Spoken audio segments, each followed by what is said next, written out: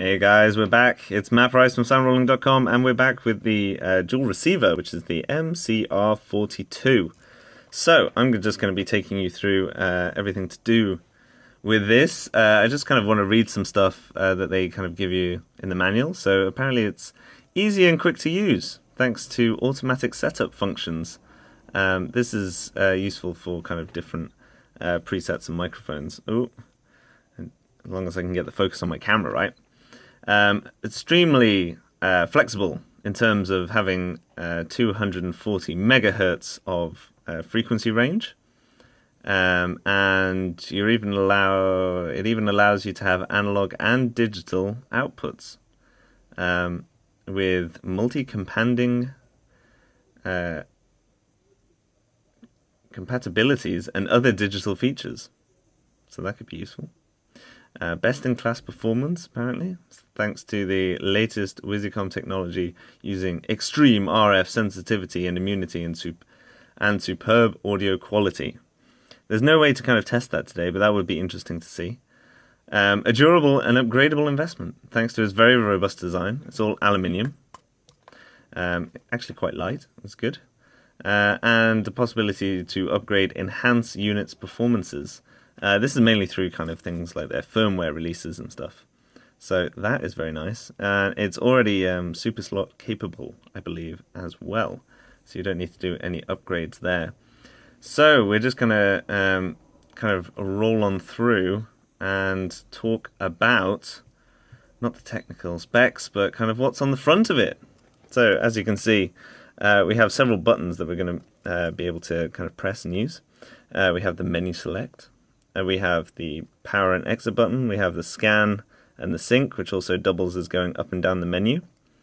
We have an A antenna and a B antenna. You can kind of see what these are 69, 67. I'm reading these upside down. So that's for, again, a certain band, depending on what you have connected on the other side, to make sure you can read them together. The screens, okay, so each of the two receivers has two dedicated LEDs to give clear indication of status. So this would be the RF and the AF. And so green is that the receiver is active and the battery external power is not low. That's for the on LED, actually down here.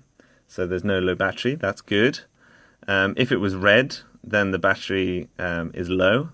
And then if it starts blinking, then you have less than 25%, and then quickly blinking is less than 12%.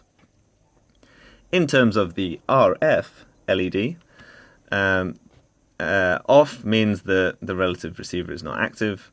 Red means that the RF level below squelch on both diversity receivers, aka not good, more noise. Green is above squelch and receiver A is active. That's for terminal A. And if it's blue, then it means it's above the squelch and receiver B is active. Antenna B. So if we press menu, our first point of call will be, let's see. So we have lots of options here. So we have infrared. Then we have, so what do we have in infrared? So it just means that it's active. Then we go down to preset, and we can restore a factory preset or save this as a preset. So that means all the functions that we've set up. Advanced,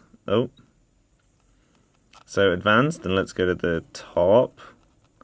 So in advanced, we have the power on for both. So again, we can customize that so only one turns on, or vice versa. Edit RX1, so we can edit the name of our channel, the group, the frequency, the squelch, the expander type, the tone squelch, the audio out type, the signal phase. We can scan just that block. We can have a calibration tone as well. So that is a lot of customization. And again, that applies for RX2 as well on here. Line mode. I'm using analog. You can use the AES, which is the digital output as well. So depending on what your mixer has. Then we have headphones. which is going to be your volume, because this does have a headphone plug in the side in this one, which is quite cool, which is where you can utilize this PTT that I was talking about earlier. You can have balance, so that's left or right, and you can have whether it's an RX mix, so whether you're listening to, so in this case you're listening to number one on the, so the first channel on the left and the other channel on the right, and the signal is line level for headphones. So fast channel select, you do it by channel and then by group. Display, then you're able to do things like the LED brightness and the contrast. You can have a low timeout, so it takes 60 seconds, and you can have an off timeout, which is currently set to off, which means everything kind of stays on but low. You can have sync, so what sync is all about is selecting which TX you want to sync, and it'll be able to sync them. So we can have two or we can have one, and we can just sync them together. And that's pretty much the bottom of the menu, which is quite cool. So let's try sync again, just because we want to try it.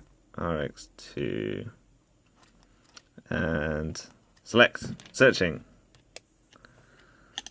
Maybe if I put it next to the infrared thing, it'll help.